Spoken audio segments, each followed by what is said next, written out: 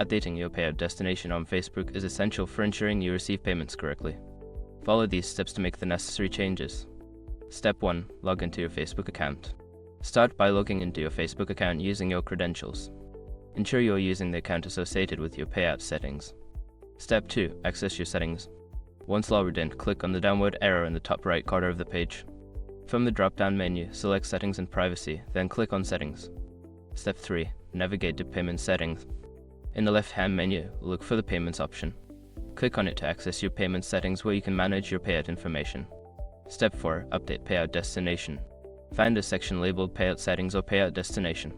Here, you can add a new payout method or edit your existing one. Follow the prompts to enter the required information. Step 5. Save changes. After updating your payout destination, make sure to save your changes. Look for a Save button at the bottom of the page and click it to ensure your new settings are applied. By following these steps, you can successfully update your payout destination on Facebook. Make sure to double-check your information for accuracy to avoid any payment issues in the future.